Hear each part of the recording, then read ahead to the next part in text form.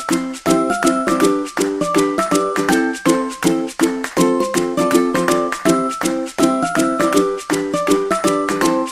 Sobat Sosio, gimana kabarnya hari ini? Hari ini kita akan melanjutkan materi yang telah kita pelajari pada pertemuan terakhir. Adakah yang masih ingat apa yang kita pelajari pada pertemuan sebelumnya?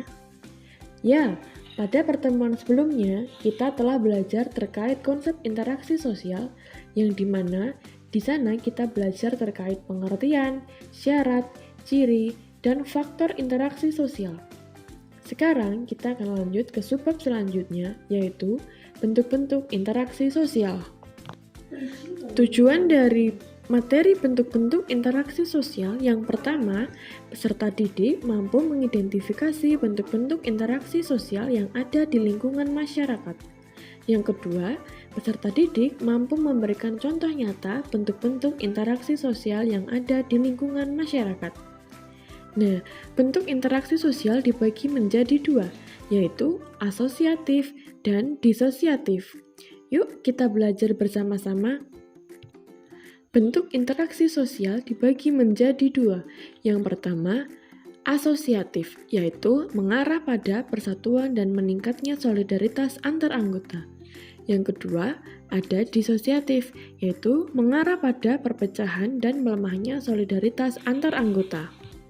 Bentuk interaksi sosial asosiatif yaitu proses yang cenderung mengarah pada persatuan dan meningkatnya solidaritas anggota kelompok.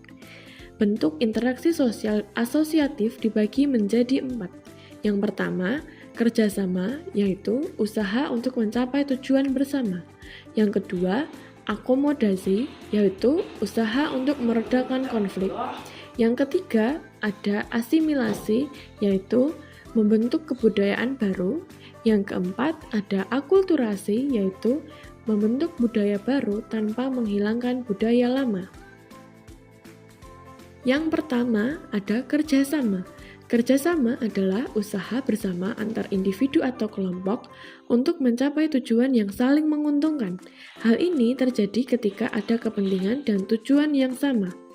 Adapun bentuk-bentuk dari kerjasama, yaitu yang pertama ada gotong royong, yaitu kerjasama yang dilakukan secara sukarela untuk mencapai tujuan yang sama. Contohnya, teman-teman melakukan kerja bakti membersihkan lingkungan sekolah. Yang kedua, ada tawar-menawar atau bargaining, yaitu kerjasama dalam bentuk tawar-menawar atau negosiasi antara dua pihak atau lebih untuk mencapai kesepakatan yang saling menguntungkan. Contohnya, teman-teman melakukan negosiasi antara pembeli dan juga penjual yang ada di pasar.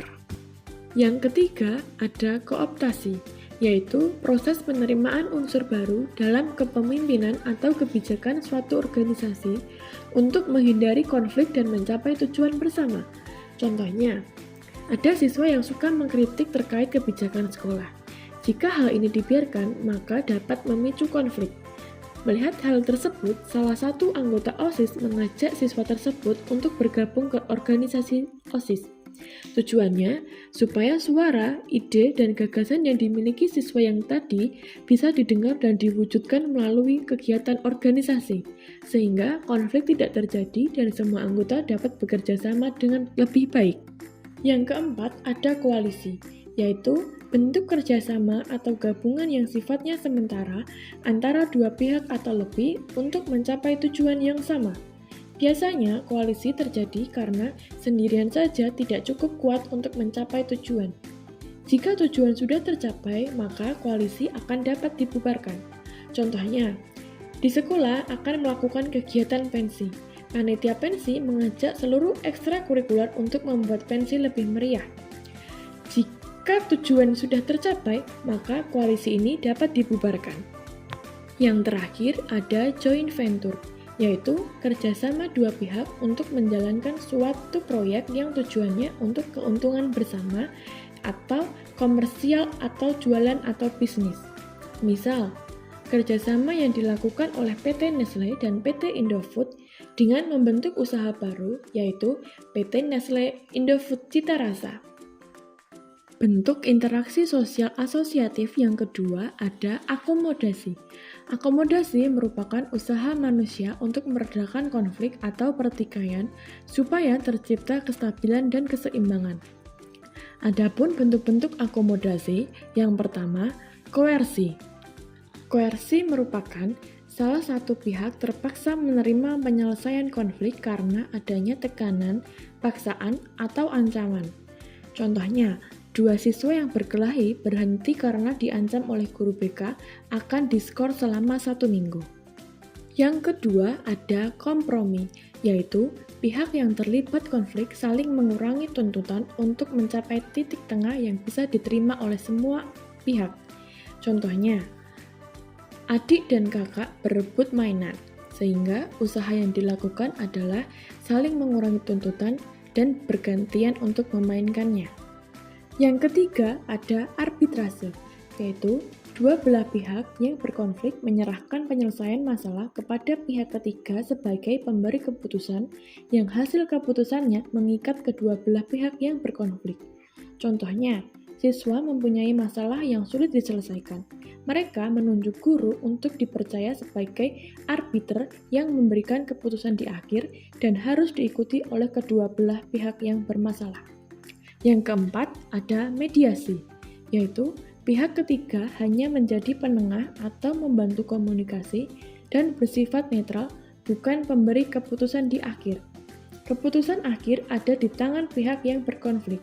Selanjutnya ada toleransi, yaitu dua belah pihak yang saling bertikai tetapi tetap mempertahankan pendiriannya masing-masing.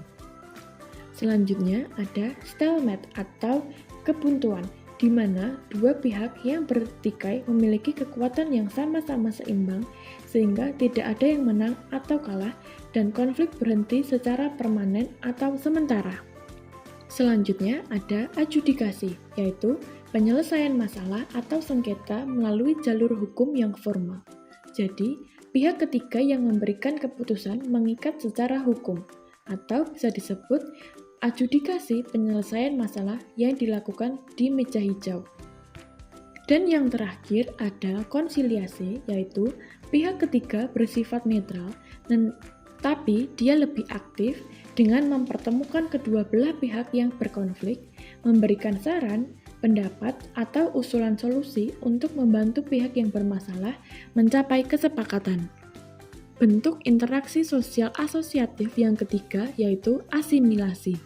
Asimilasi merupakan perpaduan dua kebudayaan yang menghasilkan kebudayaan baru dan menghilangkan kebudayaan lama sehingga membentuk suatu kebudayaan baru atau kelompok baru. Contohnya, musik dangdut dihasilkan dari perpaduan musik Melayu, India, dan Arab. Bentuk interaksi asosiatif yang terakhir adalah akulturasi. Akulturasi merupakan proses penggabungan dua kebudayaan yang berbeda dan membentuk kebudayaan baru tanpa menghilangkan ciri masing-masing. Contohnya, bakso, yaitu contoh akulturasi budaya antara Tionghoa dan Indonesia. Bentuk interaksi sosial yang kedua yaitu disosiatif. Disosiatif merupakan proses yang cenderung mengarah pada perpecahan dan melemahnya solidaritas anggota kelompok. Bentuk interaksi sosial disosiatif dibagi menjadi 3. Yang pertama, persaingan atau kompetisi, yaitu usaha untuk merebutkan sesuatu. Yang kedua, kontravensi, yaitu perasaan tidak suka. Yang ketiga, konflik atau pertentangan, yaitu adanya benturan fisik. Jenis bentuk interaksi sosial disosiatif yang pertama yaitu persaingan atau kompetisi. Kompetisi merupakan kondisi sosial yang mana dua pihak bersaing untuk mendapatkan sesuatu yang sifatnya terbatas, tanpa saling menjatuhkan atau melakukan benturan fisik. Contohnya, teman-teman mengikuti pertandingan sepak bola. Bentuk interaksi sosial disosiatif yang kedua yaitu kontravensi. Kontravensi merupakan kondisi sosial yang ditandai oleh ketidakpuasan atau ketidakpastian tentang diri seseorang, serta kebencian atau keraguan-raguan terhadap kepribadian. Sifat kontravensi cenderung tertutup dan rahasia. Bentuk interaksi sosial disosiatif yang ketiga ada pertentangan, yaitu Pertentangan adalah kondisi sosial di mana individu atau kelompok berusaha mencapai tujuan dengan menentang pihak lawan, seringkali melalui ancaman, paksaan, atau benturan fisik. Nah, itu tadi teman-teman, materi terkait bentuk-bentuk interaksi sosial. Sehingga dapat kita tarik kesimpulan yaitu interaksi sosial dapat membawa pengaruh positif maupun negatif bagi kehidupan masyarakat. Oleh karena itu, penting bagi setiap individu untuk mengembangkan sikap toleransi, saling menghargai, dan komunikasi yang baik agar tercapai kehidupan yang harmonis. Untuk mengetahui sejauh mana pemahaman teman-teman terkait materi bentuk-bentuk interaksi sosial, teman-teman dapat men-scan barcode di atas untuk dapat dikerjakan. Sekian pembelajaran kita pada hari ini, semoga bermanfaat dan sampai jumpa. Terima kasih.